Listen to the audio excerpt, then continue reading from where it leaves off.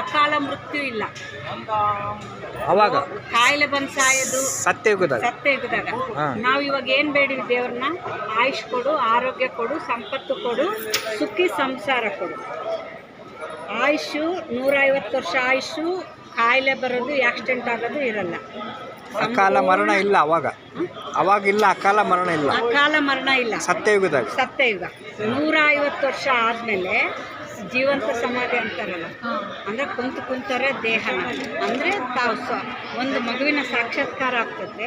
ಇನ್ನು ನಂದು ಇಲ್ಲಿ ಮುಗೀತು, ನಾನು ಹೋಗಬೇಕು ಅಂತೇಳಿ ಖುಷಿಯಿಂದ ದೇಹ ಬಿಟ್ಟು ಹೋಗ್ತಾರೆ. 150 ವರ್ಷ ಆಯುಷು. ಸಂಪತ್ತು ಅಂದರೆ ಬಂಗಾರದಲ್ಲೇ ಮನೆ ಕಟ್ಕೊಂತೀವಿ, ವಜ್ರದಲ್ಲೇ ಅಲಂಕಾರ ಮಾಡ್ಕೊಳ್ತೀವಿ. ಆರೋಗ್ಯ ಅಂದರೆ 2500 ವರ್ಷ ಒಂದು ರೋಗ ಬರೋಂಗಿಲ್ಲ. ಲಕ್ಷ್ಮೀನಾರಾಯಣರ ಕೈ ಕೆಳಗಿರ್ತೀವಿ. 24 ಕ್ಯಾರೆಟ್ ಬಂಗಾರ ಎಷ್ಟು ಪ್ಯೂರ್ ಇರ್ತದೋ ಅಷ್ಟು ಪ್ಯೂರ್ ಇರ್ತೀವಿ. ಯಾವಾಗ 8 ಜನ್ಮ, ಒಂದೊಂದು ಯುಗ 1250 ವರ್ಷ ಆಗ್ತದೆ. 5000 ವರ್ಷನೂ 4 ಭಾಗ ಮಾಡಿದ್ವಿ, ಹೌದಾ? ಯಾವಾಗ ಇಲ್ಲಿ 8 ಜನ್ಮ ತೊಗೊತೀವೋ ಸ್ವಲ್ಪ ಶಕ್ತಿ ಕಮ್ಮಿ ಆಗ್ತದೆ. ಮೊಬೈಲು ಒಂದಿನ ಆಡಿಸ್ದೆ 2 ಗೆರೆ ಕಮ್ಮಿ ಆಯ್ತು ಅಂತೀವಲ್ಲ, ಅದರಿಂದ ಆತ್ಮದ ಸ್ವಲ್ಪ ಶಕ್ತಿ ಕಮ್ಮಿ ಆಗ್ತದೆ. ಆಮೇಲೆ ನೆಕ್ಸ್ಟ್ 2ನೇ ಯುಗ ತ್ರೇತಾಯುಗ. ರಾಮ ಸೀತೆ ರಾಜ್ಯ. ಇಲ್ಲಿ 150 ವರ್ಷ ಆಯುಷ್ಯದ್ದು, ಇಲ್ಲಿ 125 ಆಗ್ತದೆ. ಇಲ್ಲಿ 24 ಕ್ಯಾರೆಟ್ ಇದ್ದವರು ಇಲ್ಲಿ 22 ಕ್ಯಾರೆಟ್ ಆಗ್ತದೆ. ಇಲ್ಲಿ ಲಕ್ಷ್ಮೀನಾರಾಯಣ ಕೆಳಗಿದ್ದವರು ಇಲ್ಲಿ ರಾಮ ಸೀತೆ ಕೆಳಗೆ ಬರ್ತಾರೆ. ಟೋಟಲ್ ಇದಿಷ್ಟೇನು ಸ್ವರ್ಗ. ಇಲ್ಲಿ ಯಾಕೆ ನಮಗೆ ಸುಖ ಇತ್ತು? ನಮ್ಮಲ್ಲಿ ಒಳ್ಳೆ ಗುಣ ಇದ್ದಿದ್ದಕ್ಕೆ ಭೂಮಿ ತಾಯಿ ಇವ್ರಿಗೆ ಹೆಂಗೆ ಸುಖ ಕೊಡಲಿ ಅಂತಿದ್ವಿ. ಇದರಲ್ಲಿ ಎಷ್ಟು ಜನ್ಮ? ತ್ರೇತಾಯುಗ 12 ಜನ್ಮ. ಮತ್ತೆ ಜಲ್ದಿ ಸಾಯೋದು, ಜಲ್ದಿ 120 ಜಲ್ದಿ. ಆವಾಗ ಆಯುಷ್ ಕಡಿಮೆ ಆಗುತ್ತೆ, 125. ಅದೇ 125. ಅವಾಗ 12 ಜನ್ಮ ಆಯ್ತು, 150 ವರ್ಷ. ಆಮೇಲೆ ಬಂದಿದ್ದು 125. ಆಯ್ತಾ? ಯಾವಾಗ ದ್ವಾಪರ ಬಂತು ಅಂದ್ರೆ ನಮ್ಮಲ್ಲಿ ಕೆಟ್ಟ ಗುಣ, ಅನ್ನ ಅಳಸಕ್ಕೆ ಶುರುವಾಗ್ತದೆ, ಕೆಟ್ಟ ಗುಣ ಬರ್ತಾವೆ. ಮಹಾಭಾರತ. ಯಾವಾಗ ನಮ್ಮಲ್ಲಿ ಕೆಟ್ಟ ಗುಣಗಳು ಬರ್ತಾವೋ ಭೂಮಿ ತಾಯಿ ಏನು ಮಾಡ್ತಾಳ, ಇಂಥವ್ರಿಗೆ ನಾನು ಕೆಟ್ಟ ಸಂಪತ್ತು ಕೊಡಲ್ಲ ಅಂತ ಸಣ್ಣದು ಭೂಕಂಪ ಆಗಿ ಬಂಗಾರ ಗುಡ್ಡ, ವಜ್ರದ ಗಣಿ, ಮುತ್ತು ರತ್ನ ಎಲ್ಲ ಮುಚ್ಚೋಗ್ಬಿಡ್ತದೆ ಭೂಮಿ. ಆವಾಗ ನಮಗೆ ಕಷ್ಟ ಶುರು ಆಗ್ತದೆ. ಆವಾಗ ಪೂಜೆ ಮಾಡೋಕ್ಕೆ ಶುರು ಮಾಡ್ತೀವಿ. ಇವಾಗ ಪರಮಾತ್ಮನ ಧ್ಯಾನ ಮಾಡಿರ್ತೀವಲ್ಲ, ಸಂಸ್ಕಾರ ಇರ್ತದಲ್ಲ, ಫಸ್ಟು ಪರಮಾತ್ಮನ್ನೇ ಪೂಜೆ ಮಾಡ್ತೀವಿ. ನಾವೇನು ತಪ್ಪು ಮಾಡಿದ್ವಿ ಅಂದರೆ, ಇಲ್ಲಿ ನಮ್ಮನ್ನು ಸುಖವಾಗಿ ನೋಡ್ಕೊಂಡಿದ್ರಲ್ಲ ಲಕ್ಷ್ಮೀನಾರಾಯಣ ರಾಮ ಸೀತೆ, ಇವ್ರನ್ನೇ ದೇವರಂತ ಪೂಜೆ ಮಾಡೋಕ್ಕೆ ಶುರು ಮಾಡ್ತೀವಿ. ಅವಾಗ ಕೃಷ್ಣ ದ್ವಾಪರ ಯುಗದಲ್ಲಿ ಕೃಷ್ಣ ಇಲ್ಲ. ದ್ವಾಪರದಲ್ಲಿ ಸಣ್ಣತ್ತಿದ್ದಾಗ ಅದಕ್ಕೆ ಕೃಷ್ಣ ಅಂತ ಹೆಸರಿಡ್ತಾರೆ. 30 ವರ್ಷ ಆಕಿ ರಾಧೆ ಆಗಿಬಿಟ್ಟಿರ್ತಾಳ. 30 ವರ್ಷ ಆದಮೇಲೆ ಇಬ್ಬರಿಗೆ ಮದುವೆ ಮಾಡ್ತಾರೆ. ಆಮೇಲೆ ಪಟ್ಟಕ್ಕೆ ಕುಂದಿರಿಸಿದಾಗ ಲಕ್ಷ್ಮೀನಾರಾಯಣ ಅಂತ ಹೆಸರು. ಸತ್ಯಯುಗದಾಗಲೇ ಕೃಷ್ಣ ಇದ್ದ. ಇವರು ಶಾಸ್ತ್ರ ಎಲ್ಲ ಸ್ವಲ್ಪ ತಪ್ಪಾಗ್ಯಾವ. ಇದು ಸ್ವಯಂ ಪರಮಾತ್ಮ ನುಡಿಸಿದ ಜ್ಞಾನ. ನಾನು ಕ್ಲಾಸ್ ಕೇಳ್ತಿರಲ್ಲ, ಒಂದೊಂದೇ ಅರ್ಥ ಆಗ್ತದೆ. ಯಾವಾಗ ನೋಡ್ರಿ, ಇವಾಗ ಜಯಲಲಿತನ ಅಮ್ಮ ಅಂತ ಪೂಜೆ ಮಾಡ್ತಾರೆ ಇಲ್ಲ ತಮಿಳ್ನಾಡಿನಾಗ. ಅಂದರೆ ನಮಗೆ ಸುಖ ಕೊಟ್ಟವ್ರನ್ನ ದೇವರು ಅಂತಾರೆ. ಇವ್ರು ನಮಗೆ ಸುಖವಾಗಿ ನೋಡ್ಕೊಂಡಿದ್ರಲ್ಲ, ಇವ್ರನ್ನೇ ದೇವ್ರಂತ ಪೂಜೆ ಮಾಡಿದ್ವಿ. ರಾಜಿಗೆ ಪರಮಾತ್ಮ ಆಗಕ್ಕೆ ಸಾಧ್ಯನಾ? ಅವ್ರು ಪರಮಾತ್ಮ ಅಲ್ಲ.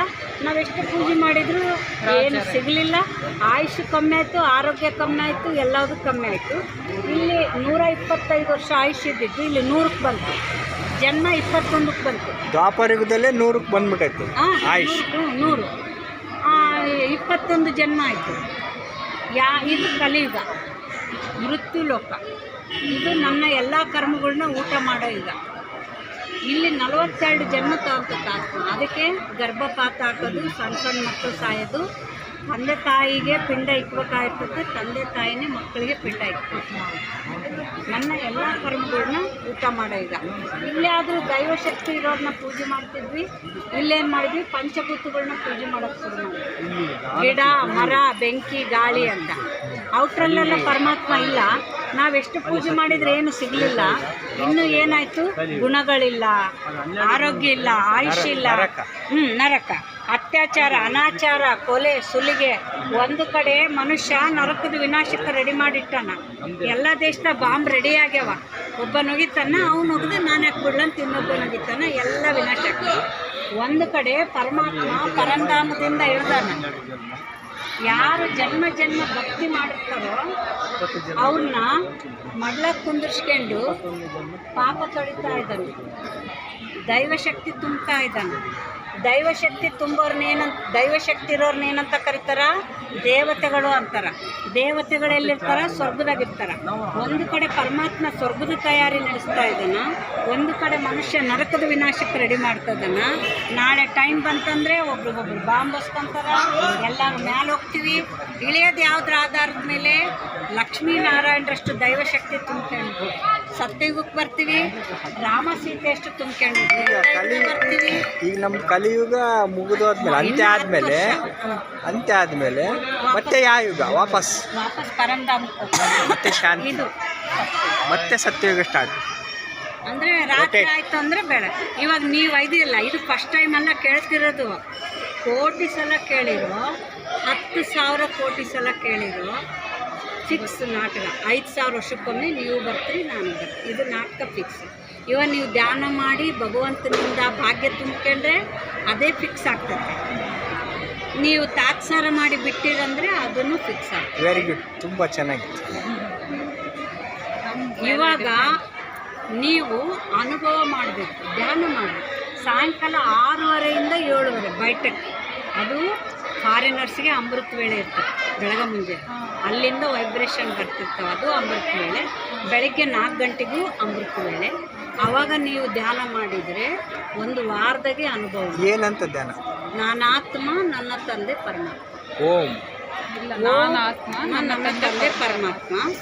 ಅದನ್ನೇ ಹೇಳ್ಬೇಕು. ಅದನ್ನೇ ಅಂದರೆ ಓಂ ನಮಃ ಶಿವಾಯ. ಹೌದಾ? ಓಂ ಅಂದರೆ ಭಗವಂತ ಏನು ಹೇಳ್ತಾನ, ಅರ್ಥ ಸಹಿತವಾಗಿ ಮಾಡ್ರಿ ಅಂತ. ಈ ಜ್ಞಾನಕ್ಕೆ ಬರೋದಕ್ಕಿಂತ ಮುಂಚೆ ನಾನು 10,000 ಜಪ ಮಾಡ್ತಿದ್ದೆ, ಆದರೂ ನಾನು ಮಾನಸಿಕ ಕಾಯಿಲೆ ಹೋಗಿದ್ದಿಲ್ಲ. ಯಾಕೆ? ನಾನು ಅರ್ಥ ಸಹಿತವಾಗಿ ಮಾಡಲಿಲ್ಲ. ಯಾಕೆ? ಓಂ ಇವಾಗ ಪಾಪ ಎಲ್ಲೈತೆ? ಆತ್ಮದಾಗೈತೆ, ದೇಹದಾಗೈತೆ? ಆತ್ಮದಾಗೈತೆ. ಹೌದಾ? ಇವಾಗ ಆತ್ಮದಾಗ ಸುರಿದಾಗ, ಪರಮಾತ್ಮನ ಶಕ್ತಿಗಳು ಆತ್ಮನಲ್ಲಿ ಸುರಿದಾಗ ನಿಮ್ಮ ಪಾಪಗಳು ಬಿಟ್ಟು ಹೋಗ್ತಾವೆ. ಅದಕ್ಕೆ ಓಂ ಅಂದರೆ ನಾನಾತ್ಮ ನಮಸ್ಕಾರ ಮಾಡ್ತೀನಿ ಶಿವನಿಗೆ. ಓಂ ನಮಃ ಶಿವಾಯ. ಆಮೇಲೆ ಧ್ಯಾನ ಮಾಡುವಾಗ ದೃಶ್ಯ ನೋಡ್ತಾ ಇರ್ಬೇಕು. ನೀವು ತಕ್ಕಂಡು ಮಾಡಿದ್ರು ಓಕೆ, ಮುಚ್ಕೊಂಡು ಮಾಡಿದ್ರು ಓಕೆ. ದೃಶ್ಯ ನೋಡ್ತಾ ಅಂದರೆ ನಾನೇನು ಕಲ್ಪನೆ ಮಾಡ್ಕೊಂಡು ನಾವು ಧ್ಯಾನ ಮಾಡ್ಬೇಕಂತ. ಇವಾಗ ನೋಡ್ರಿ, ನೀವು ಧ್ಯಾನಕ್ಕೆ ಕೊಡ್ತೀವಿ ರೀ, ಶಿವನೇ ಕಣ್ಣು ಮುಂದೆ ಕೇಳ್ರಿ, ಎಷ್ಟು ಮಾಡ್ಬೇಕಂತೀವ್ರಿ, ಏನೇನೋ ಯೋಚನೆ ಬರ್ತಾವ ಅಂತೀವಿ. ಯಾಕೆ ಅಂದರೆ ಆತ್ಮದಾಗ ಮನಸ್ಸು ಬುದ್ಧಿ ಅಂತ ಐತೆ. ನೀವು ಮನಸ್ಸಿಗೇನು ವಿಚಾರ ಕೊಡ್ತೀರಿ, ಓಂ ನಮಃ ಶಿವಾಯ ಅಂತ. ಈಗ 4 ವರ್ಷದ್ದೊಂದು 6 ವರ್ಷದ್ದೊಂದು ಮಕ್ಕಳು ಮನೆಗೆ ಬರ್ತಾವೆ ಶಾಲೆಯಿಂದ, ತಾಯಿ ಹೋಮ್ವರ್ಕ್ ಬರೆಯಕ್ಕೆ ಕೊಡ್ತಾಳೆ. 4 ವರ್ಷಕ್ಕೆ ತಪ್ಸ್ಕೊಂಡು ಹೋಗೋಕ್ಕಾಗಲ್ಲ, ಅದು ನಮ್ಮ ಮುಂದೊಂದು ಕಾಟ ಅಂತ ಕುತ್ಕೊಂತತೆ. 6 ವರ್ಷದ್ದು ಏನು ಮಾಡ್ತತೆ? ತಪ್ಸ್ಕೊಂಡು ಹೋಗ್ತತೆ. ಅವ್ನು ಹೋಗ್ಲಿ ಅಂತ ಇವ್ನು ಬರೀತಿರ್ತಾನೆ. ಅವನೇನು ಮಾಡ್ತಾನೆ? ಕಿಟ್ಟಿಗೆ ಬಂದು ಬರಲಿ, ನೀನೊಬ್ಬ ನೀನು ಓದ್ತಿ, ಇಬ್ಬರು ಕಲಿತು ಆಡೋಣ ಅಂತಾನೆ. ಅಂದರೆ ಅವನು ತಾನು ಬರೆಯಲ್ಲ, ಬರೆಯೋರ್ನು ಬಿಡೋಲ್ಲ. ನೀವೇನು ಮಾಡ್ತೀರಿ? ಓಂ ನಮಃ ಶಿವಾಯ ಅಂತ ಮನಸ್ಸಿಗೆ ವಿಚಾರ ಕೊಡ್ತೀರಿ. ನಿಮ್ಮ ಬುದ್ಧಿ ಏನು ಮಾಡ್ತತೆ? ಅಡುಗೆ ಮನೆಗೆ ಹೋಗ್ತದೆ. ಇವತ್ತು ಉಪ್ಪಿಟ್ಟು ಮಾಡ್ಬೇಕಂತಿದ್ದೆ, ಉಪ್ಪಿಟ್ಟಿನ ರವೆ ಐತಿಲ್ಲೋ ನೋಡ್ಕೊಂಬಿಲ್ಲ, ಹಸಿಮೆಣಸಿನ್ಕಾಯಿ ತರಿಸ್ಬೇಕಾಗಿತ್ತು, ಅದೆಲ್ಲಿಗೆ ಹೋಗ್ತತೆ? ಅಡುಗೆ ಮನೆಗೆ ಹೋಗ್ತತೆ. ನಿಮ್ಮ ಮನಸ್ಸನ್ನು ಎಳ್ಕೊಂಡು ಹೋಗ್ತದೆ. ನಿಮ್ಮ ಬುದ್ಧಿನ ಕಟ್ಟೆ ಹಾಕ್ಬೇಕು. ಅದಕ್ಕೇನು ಕೆಲಸ ಕೊಡಬೇಕು? ಆತ್ಮ ಅಂದಾಗ ಆತ್ಮದ ನಕ್ಷತ್ರ ದೃಶ್ಯ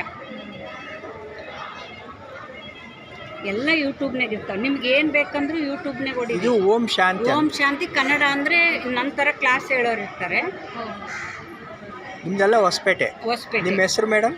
ಮಂಜುಳಕ್ಕ ಅಂತೇಳಿ. ನಮ್ದು ಓಂ ಶಾಂತಿ ನೋಡಿರಲ್ಲ, ಅಲ್ಲಿ ಇರ್ತೀವಿ, ಪೊಲೀಸ್ ಕ್ವಾರ್ಟರ್ಸ್ ಹಿಂದ್ಗಡೆ. ಹೊಸಪೇಟೆ. ನೋಡ್ರಿ ಆತ್ಮ.